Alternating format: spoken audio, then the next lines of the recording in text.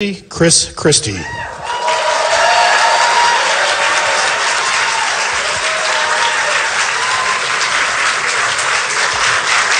Good afternoon.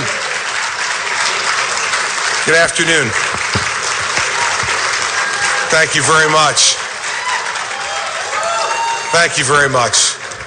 Great to be here in Virginia. Thank you all for being here. It's an extraordinary, troubling time for our country. And the reason it's so troubling is that we have a nation that today feels more divided than at any time in my lifetime. And we're divided in large measure because our leaders are not providing the type of clarity about what are the important priorities that the people want our country to be pursuing. The first and most important thing to me, not only as a governor, but more importantly as a husband and a father, is the safety and the security of my family. And I suspect you feel the same way.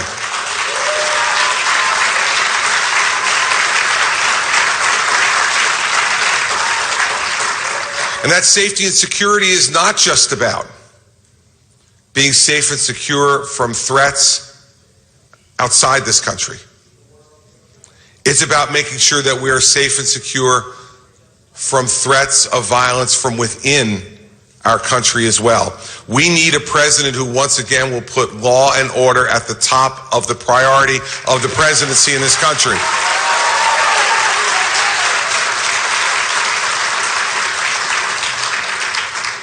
Our police officers, the men and women who stand each day to protect us, need to understand that the President of the United States and his administration will give them the benefit of the doubt, not always believe that what they've done is somehow wrong. We need to stand behind the men and women in blue in this country.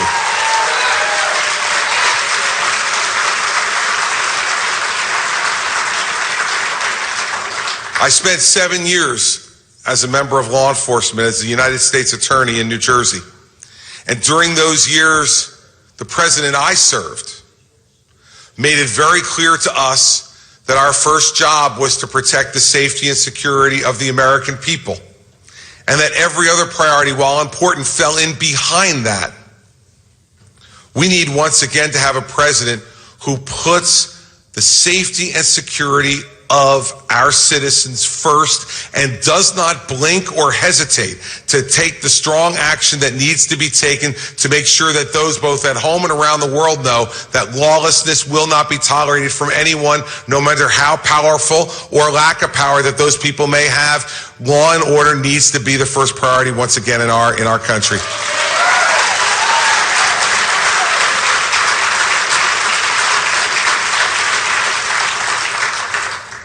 And in this coming election, there can be little question about where law and order stands and where lawlessness stands. The fact is that we had the spectacle last week of watching a director of the FBI twice in 1 week repeatedly say that the Democratic nominee for president lied to the American people, that the Democratic nominee for president put her own political convenience ahead of the safety and the security of the American people. An FBI director who said that the repeated assurances that Mrs. Clinton has given us over the course of the last year regarding her email scandal, in fact, in every material way were false. That's not a person who will stand for the rule of law. That's a person who will stand for the rule of her. And that's not what we need in the White House.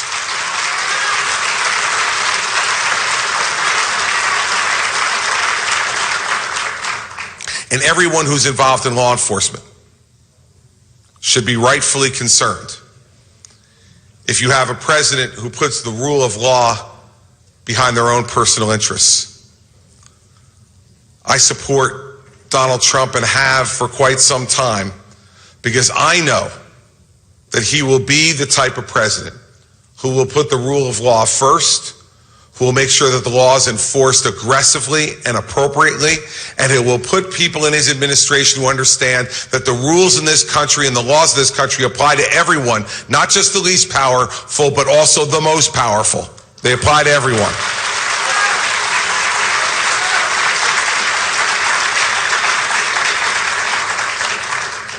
And so I am grateful and happy that you are here today to lend your voices to that effort and to also listen.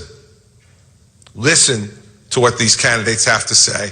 Listen to how Donald Trump will stand up not only for those who serve today in law enforcement, but also for the men and women who have served in our military. They deserve much better than what this administration has given them.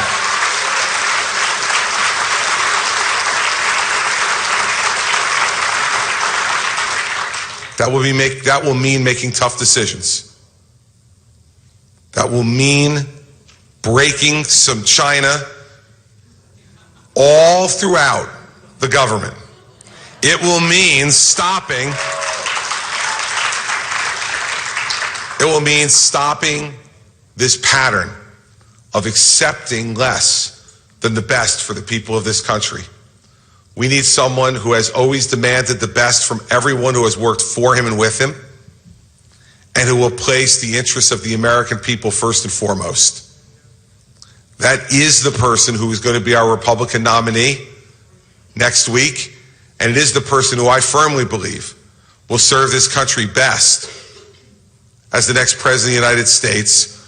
We need to make sure that we go out there and fight as hard as we can to make that happen. There will be no could-have-beens, should-have-beens on the day after the election. It's going to be, we did it, we fought for it, we stood up, and we took our country back to law and order once again.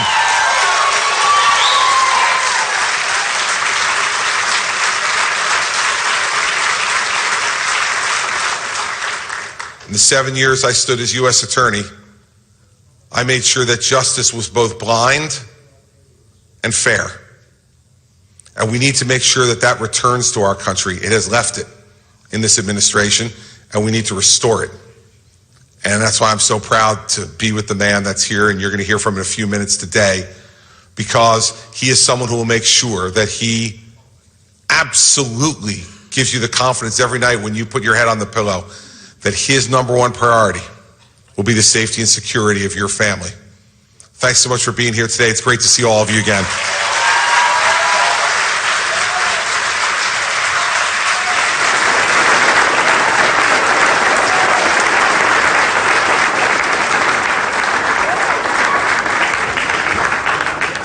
Ladies and gentlemen, please welcome the chairman of the House Committee on Veterans Affairs, Congressman Jeff Miller.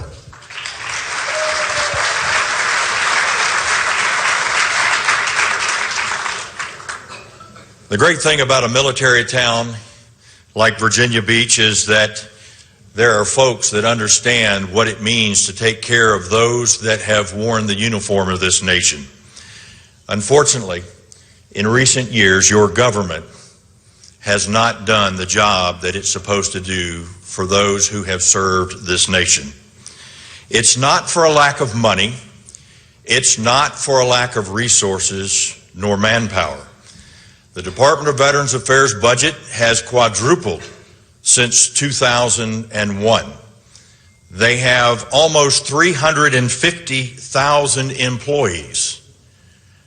But the same department lurches back and forth every single day from scandal to scandal, and veterans continue to pay the price.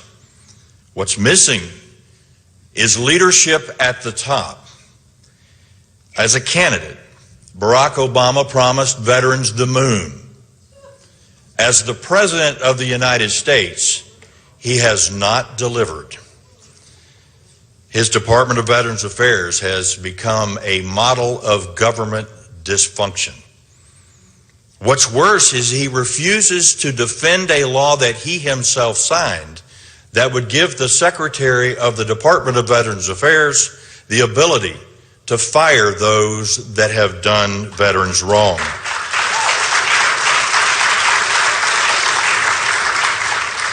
Look, America needs a commander-in-chief that understands the problem that faces the veterans of today and is committed to doing what it takes to solve the problems, whatever it takes.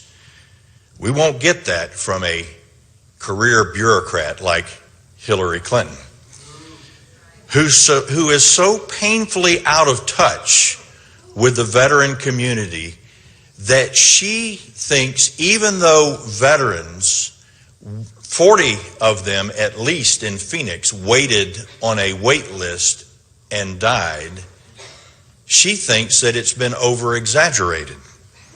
She can't solve the problems because she doesn't believe that there are any problems out there. And if she ends up back in the White House, which she won't, but if she ended up back in the White House, we would continue to see scandal after scandal within the Department of Veterans Affairs. But Donald Trump knows the challenges that face America's veterans today. He has the experience and the leadership that's necessary to boldly reform the Department of Veterans Affairs. He's built a fantastic business, one that's known all over the globe. That's precisely the type of person that we need to boldly reform the Department of Veterans Affairs. And unlike Hillary Clinton, Donald Trump doesn't view VA's problems as a fantasy that's been created by the opposition party. He knows that they're real, and he has a plan to fix them. And that's what we're going to hear about today. Ladies and gentlemen, it is my honor to introduce to you the next President of the United States, Donald J. Trump.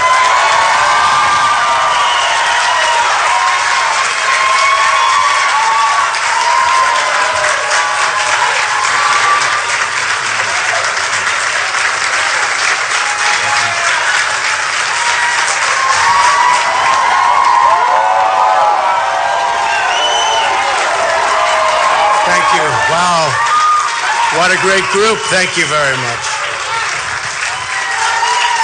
Well, I'd like to thank Chairman Jeff Miller. He's a terrific guy, and on behalf of all of those who have served this country in military uniform and for working with our campaign on developing real solutions for our truly great veterans. Thank you very much, Jeff. I appreciate it. Thank you.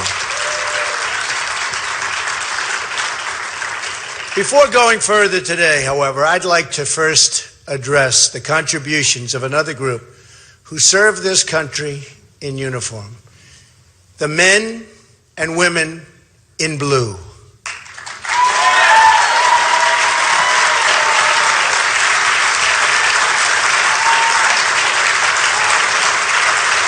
Thank you. Our police officers.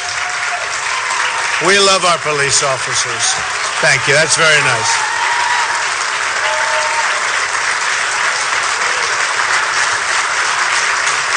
Thank you.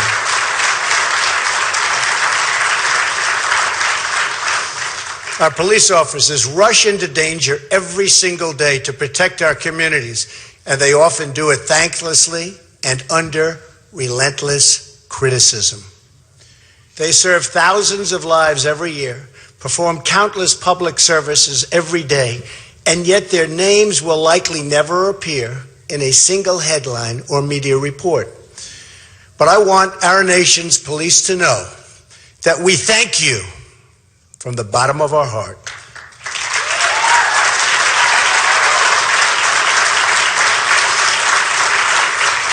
And we support you. And we will always, always, always stand with you.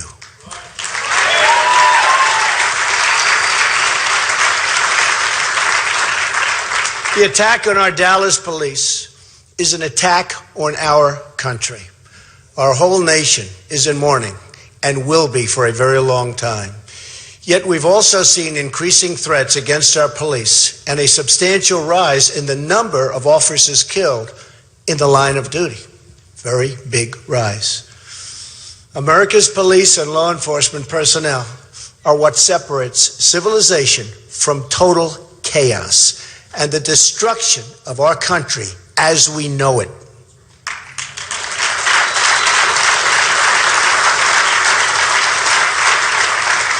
We must remember the police are needed the most where crime is the highest.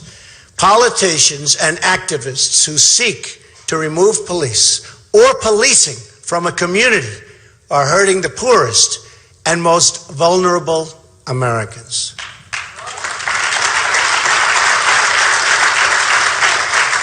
It's time for our hostility against our police and against all members of law enforcement to end, and end immediately, right now.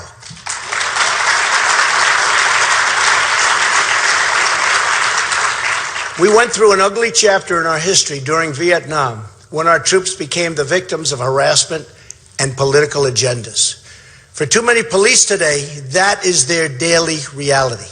At the same time, the tragic deaths in Louisiana and Minnesota make clear that the work must be done to ensure, and a lot of work, that Americans feel that their safety is protected. Have to do it. We have to get better, sharper, smarter. We were all disturbed by the images that we saw. We must discuss as well the ongoing catastrophe of crime in our inner cities. Our inner cities are rife with crime. According to the Chicago Tribune, there has already been more than 2,000 shooting victims in Chicago alone this year. This epidemic of violence destroys lives, destroys communities, and destroys opportunity for young Americans. Violent crime has increased in cities across America. The New York Times described the startling rise in murders in our major cities. Brutal drug cartels are spreading their reach into Virginia and Maryland. Too many Americans are trapped in fear, violence, and poverty. Our inner cities have been left totally behind. And I'm going to fight to make sure every citizen of this country has a safe home, a safe school, and a safe community.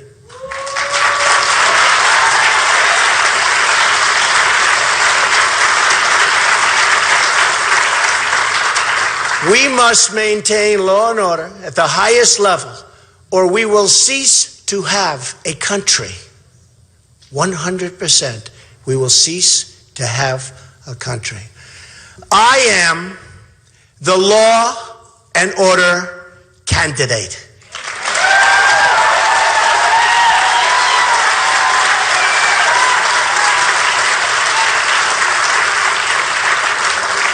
Hillary Clinton, on the other hand, is weak, ineffective, pandering, and, as proven by her recent email scandal, which was an embarrassment not only to her, but to the entire nation as a whole, she's either a liar or grossly incompetent. One or the other. Very simple. Personally, it's probably both. Not only am I the law and order candidate, but I'm also the candidate of compassion. Believe it, the candidate of compassion. But you can't have true compassion without providing safety for the citizens of our country. Every kid in America should be able to securely walk the streets in their own neighborhood without harm. Everyone will be protected equally and treated justly without prejudice. We will be tough. We will be smart. We will be fair. And we will protect all Americans.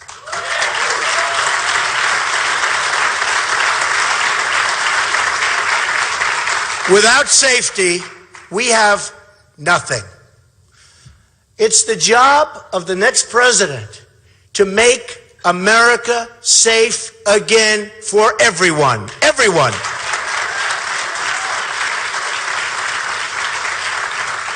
That promise of protection must include taking care of every last veteran, which was going to be the sole topic of today's speech prior to the horrible attack in Dallas. The men and women who have served in our armed forces represent the very best of America. Now is the time to follow their example of unity, public service, and selfless devotion to our nation. We made a promise, and we have to honor the promise that we made to these great heroes. You defend America, and America will defend you.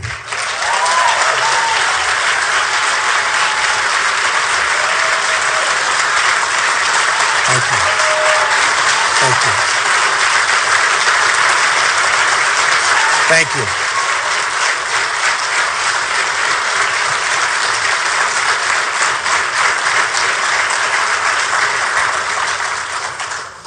But that promise has been broken by our politicians, like so many other promises our country has made, not only to its veterans, but to its citizens as a whole.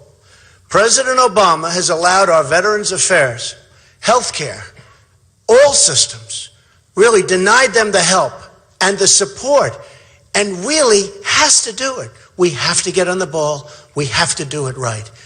Hillary Clinton recently said of the VA scandal that it's not been as widespread as it's been made out to be. That's a quote. She actually thinks that the Veterans Health Administration is well run. That's because she's been part of this rigged system for a long time. Perhaps it's easy for politicians to lose touch with reality when they're being paid millions of dollars to read on a teleprompter speeches to Wall Street executives instead of spending time with real people in real pain. The disconnect. Thank you. The disconnect in America is deep. There are two Americas, the ruling class and the groups it favors, and then everyone else. The VA scandals that have occurred on this administration's watch are widespread and totally inexcusable. An internal memo from the senior VA official describes, quote, lawlessness and chaos at the Veterans Health Administration, including the payments of $6 billion a year in violation of federal contracting rules. The memo also says they waste millions of dollars by paying excessive prices due to breaches of federal laws and warns that these unlawful acts may potentially result in serious harm or death to America's great veterans. And you know it, and you're seeing it. Even the White House's own Deputy Chief Staff described, quote, significant and chronic systematic failures in Veterans Affairs, including a corrosive culture that has led to personal problems across the department with poor management and a history of retaliation against employees who raise issues, and very good issues. He said there is a lack of accountability across all grade levels. On that, he's correct. 40 veterans, just as an example, have died waiting for care in Phoenix. 40 different VA facilities nationwide were found to be manipulating and falsifying wait times. A VA employee who was involved in an armed robbery was kept on staff, as was a convicted sex offender. The VA spent $8 million on solar panels, good old solar panels, for a facility knowing they would likely need to be tearing it down in the very near future. The St. Cloud, Minnesota VA built a $2.3 million wind turbine in April that hasn't supplied power since 2012. Can you imagine the waste and corruption we'll find when we begin a full investigation in January of 2017?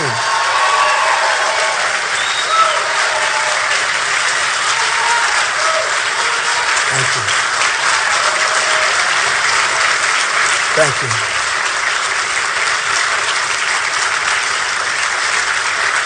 Thank you.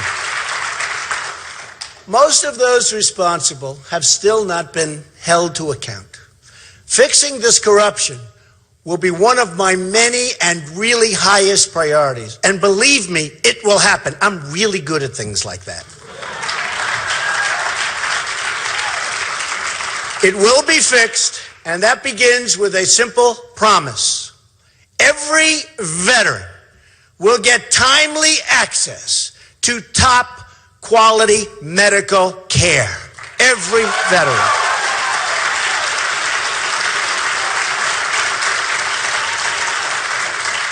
Veterans should be guaranteed the right to choose their doctor and clinics, whether at a VA facility or at a private medical center.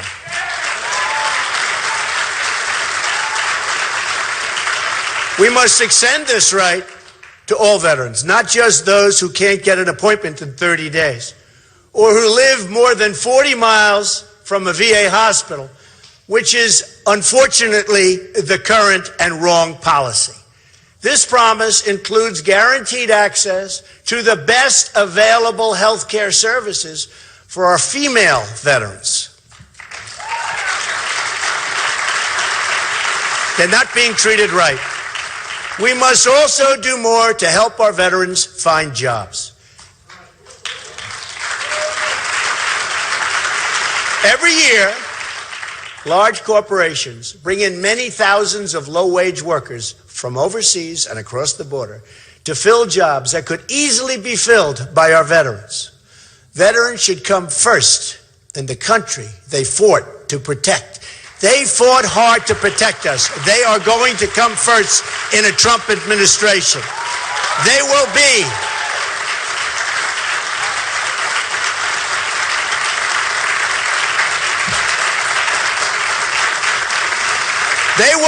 a part of America First. It will be America First from now on. America First.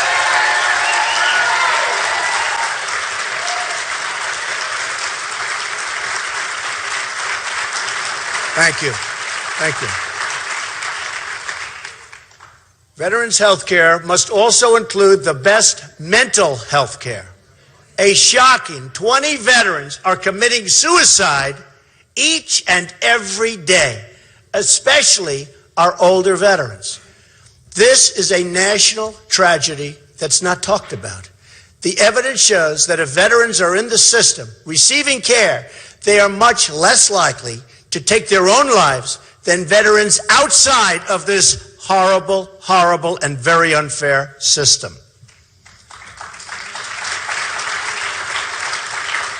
That is why we must increase the number of mental health care professionals inside the VA while ensuring that veterans can access private mental health care as well. Have to do it. We have no choice. America must take action to improve mental health services for the country at large. This is for everyone.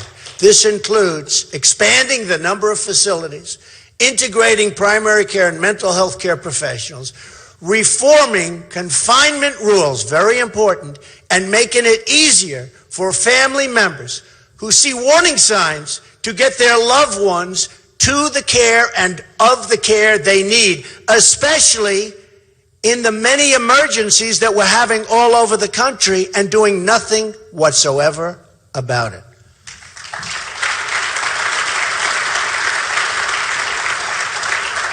One of the most important reforms we can make is accountability. Right now, when VA employees fail our veterans, you can't discipline them. That's because of outdated civil service rules in need of reform. Have to do it. We like it, we don't like it, we have to do it. It's time. In fact, employees are given bonuses after making bad decisions. In 2014, the VA awarded a $142 million in bonuses to employees, including bonuses to the executives who oversaw construction of the Denver VA hospital that was more than $1 billion over budget.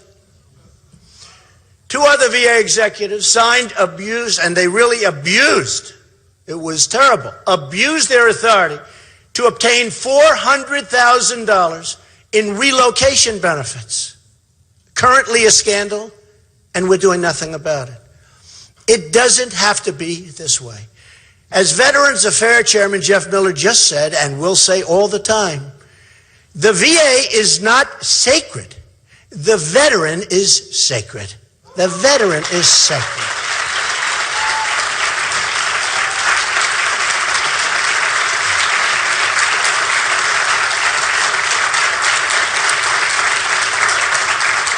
Thank you. Here is my 10-step plan to ensure quality, timely care for every single veteran in America. 1, I will appoint a Secretary of Veterans Affairs who will make it his or her personal mission to clean up the VA.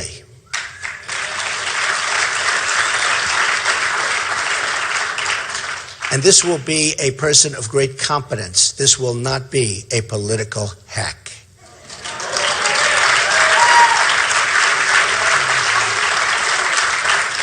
The Secretary's sole mandate will be to serve our veterans, our bureaucrats, not politicians, but veterans.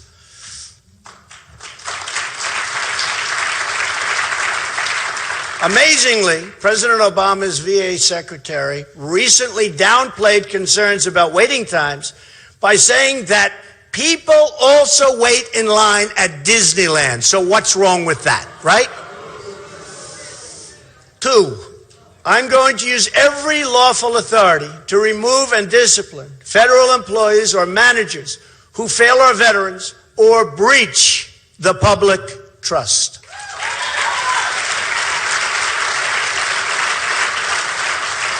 3, I'm going to ask Congress to pass legislation that ensures the Secretary of Veterans Affairs has the authority to remove or discipline any employee who risks the health, safety, or well-being of any veteran.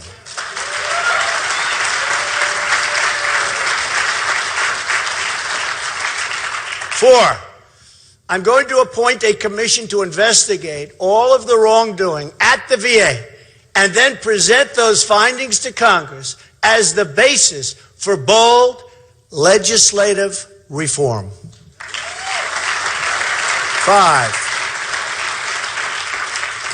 I'm going to make sure the honest and dedicated people in the VA have their jobs protected and are put in line for serious promotions if they continue to do great work.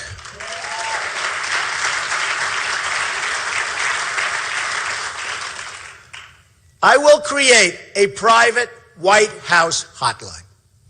That is really, and so importantly, going to be answered by a real person. Actually, a person, not a computer that picks up a phone. And that'll take place 24 hours a day to ensure that no valid complaint about the VA and its wrongdoing falls through the cracks.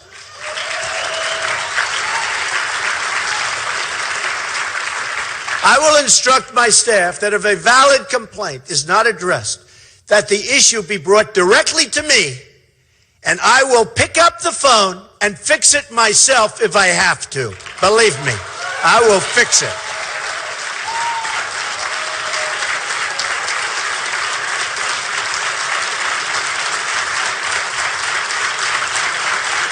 Thank you. 7, we are going to stop giving bonuses to people for wasting money. Wasting money, the bonuses, the money that's being paid out, and start giving bonuses to people for improving service, saving lives, and cutting waste.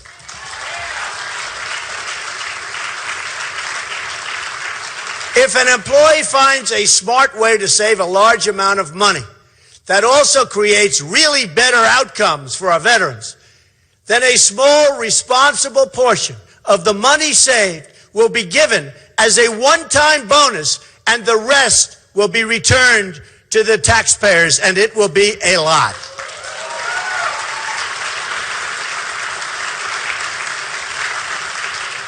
We are going to reform our visa programs to ensure American veterans are in the front, not the back of a line.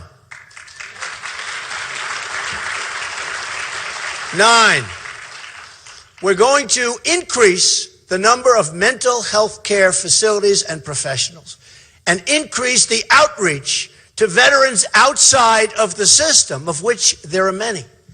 10, we are going to ensure every veteran in America has the choice to seek care at the Veterans Administration or to seek private medical care paid for by our government.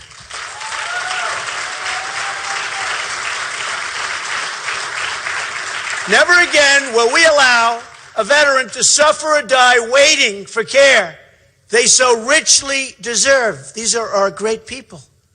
We need to clean out the corruption in government, and Hillary Clinton will never be able to do it. She's incompetent and has proven time and time again that she doesn't have what it takes. Doesn't have it.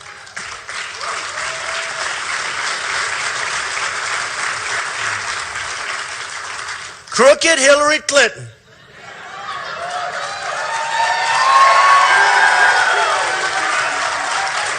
sadly, crooked Hillary Clinton is the secretary of the status quo. And wherever Hillary Clinton goes, corruption and scandal follow. Just look at her life. Our country needs change, and she will never give us change. Never, ever, ever. The fact is, she helped create our rigged system. You saw that last week. Hillary Clinton's America is a country where the elite get one standard of treatment and everybody else gets second-class treatment. So true. And she couldn't care less. Despite what she says, she couldn't care less.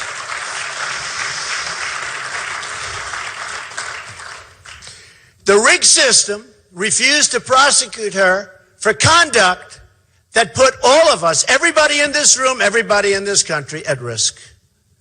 Hillary Clinton went to great lengths to create a private email server and to bypass government security in order to keep her emails from being read by the public and by federal officials. What she did was so wrong. What other people did, far less, and they're paying a tremendous price right now. In other words, she was willing to risk our foreign enemies reading her emails as long as the voting American public could not. Her conduct was willful, intentional, and unlawful. And her repeated false statements about her conduct prove that she was fully aware of her guilt. She knew it. She's probably the most surprised person that she was able to get away with it.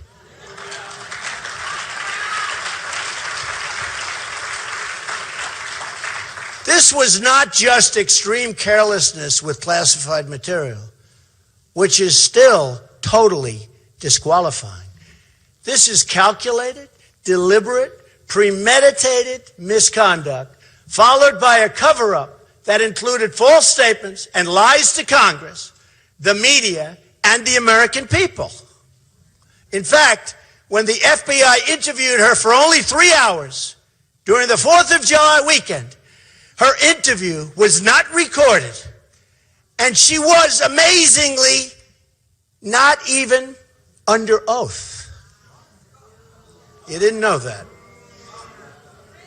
She carried out her dangerous email scheme at the same time as her bad judgment and enthusiasm for regime change was unleashing ISIS all across the world. Afterwards, as a further demonstration of guilt, Hillary Clinton erased more than 30,000 emails as part of a cover-up. It's the only reason. Part of a cover-up. Hard to believe what's going on with our country. The fact that she got away with all of this could be her single most impressive accomplishment. To me, it is. It's her greatest accomplishment.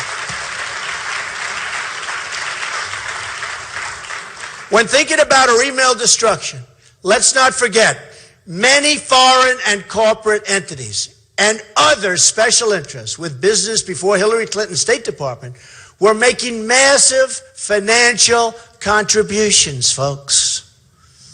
These contributions were made to both the Clinton Foundation and to the Clintons directly.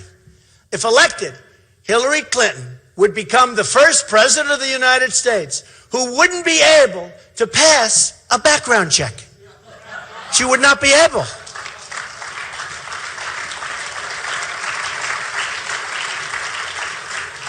Just look at what the FBI director said about her. Her misconduct is a disgrace and an embarrassment to our country. Clearly, Hillary Clinton thinks she's above the law.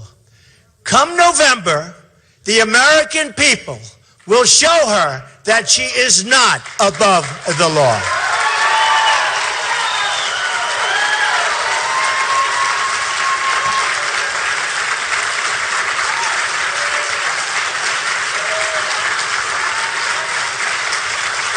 Thank you. Thank you. The decades of decay, division, and decline will come to an end rapidly.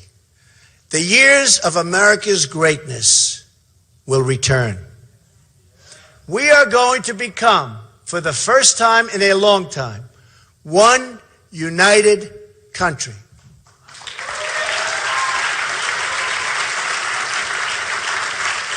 We're going to make America great again and safe again for all Americans. We will dream big and bold and daring things once more. Once more, we're going to go big. We're going to go great. You're going to be so proud of your country. Let me conclude by paying tribute to every single American hero who has served this country, and most especially those who gave the ultimate sacrifice.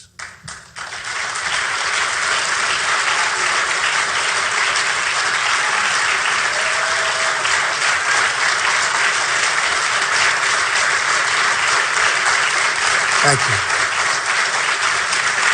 Thank you. Our debt to them is eternal and everlasting. We are going to fight for our military and our law enforcement personnel the same way they have fought for us. We will be a safe, strong, and proud country again. Ladies and gentlemen, thank you very much. Thank you. Thank you.